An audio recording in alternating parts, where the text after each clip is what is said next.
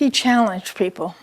His impact was he challenged people. He would ask questions in such a penetrating voice and with those eyes that you would question everything that you thought. And you would hope that's what all your college teachers would do, but you know, that doesn't happen. But he really did challenge you.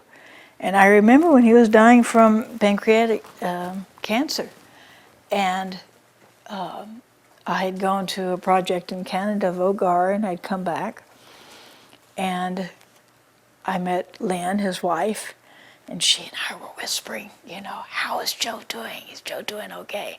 And Joe from his bed, he's dying, you know, he died, and a week later is, what are you whispering for? Tell me what's going on. And I thought,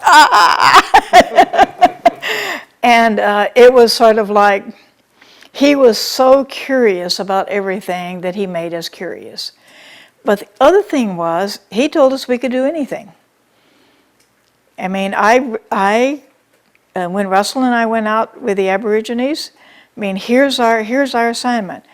Go out and help the Aborigines recover their history, go live in Darwin, Northern Territory, figure out how to raise the money, where you're going to live, and what you're going to do. Bye. You know, and with no money, we get up there, and we worked for a leprosarium. Leprosy is very common among the Aborigines, and what we'd do is at night, we would go in and clean the leprosarium, make everything sterile. And we'd do that for 4 hours every night, earn the money, go out to the Aboriginal communities, and come back. We had to create our own lifestyle, we had to create our own discipline, we had to create everything. And it never occurred to me that I could not do it, because Joe said, go out and do this impossible thing. And so I went out and did this impossible thing. It never occurred to me I could not do it. And I think that was his main inspiration. You know, he would say to the whole group of us, okay, we are now going to do town meetings in all the United States. All right, would you please sit over here and figure out how we're going to do it? And there was never a question that it was impossible. People like that don't come along all the time. So that's still in my brain.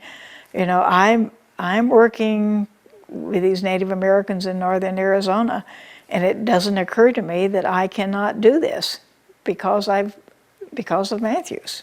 Now we had some fights. We had some real fights and some real disagreements and so forth. But he was overwhelmingly curious about everything. And he looked at everything with a different, he was always outside the box. So that was his role.